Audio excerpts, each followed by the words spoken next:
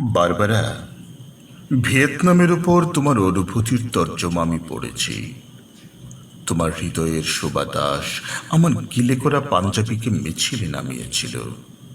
প্রাচ্যের নির্যাতিত মানুষগুলোর জন্য অসীম দরদ ছিল সে লেখায়।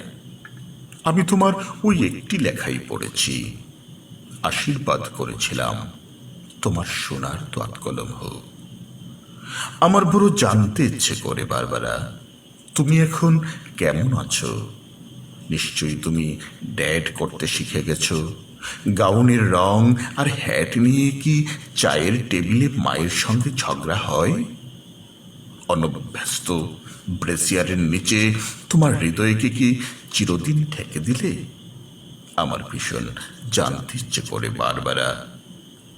তোমাদের কাগজে নিশ্চয়ই ইয়াহিয়া খাঁর ছবি ছাপা হয়। বিবেকের বোতামগুলি খুলে হৃদয় দিয়ে দেখো, ওটা একটা জল্লাদের ছবি। 15 লক্ষ নিরস্ত্র লোককে ঠান্ডা মাথায় সে হত্যা করেছে। মানুষের কষ্টার্জিত সভ্যতাকে সে গলা টিপে হত্যা করেছে। অদ্ভুত জাদুকরকে দেখো, বিংশ শতাব্দীকে সে কৌশলে টেনে হিঁচড়ে মধ্যযুগে নিয়ে যায়। দিয়াশলাইয়ের বাক্সের মতো সহজে ভাঙে গ্রন্থাগার, উপাসনালয়, ছাত্রাবাস, মানুষের সাধ্য মতো ঘর বাড়ি।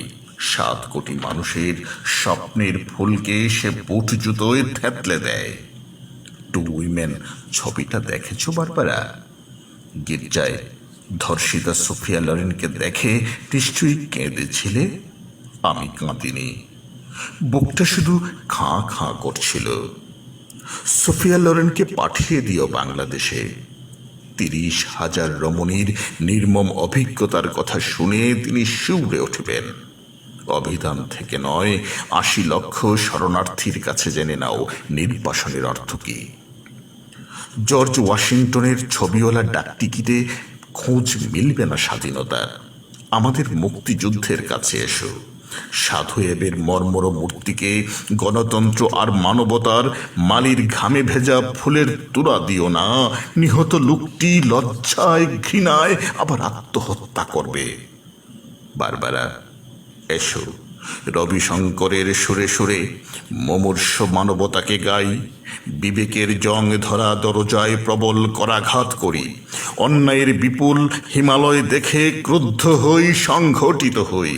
জল্লাদের শানিত অস্ত্র সভ্যতার নির্মম পুষ্পকে আহত করার পূর্বে, দর্শন ও সাহিত্যকে হত্যা করার পূর্বে এসো বারবারা, বজ্র করে বিদ্ধ করি তারে।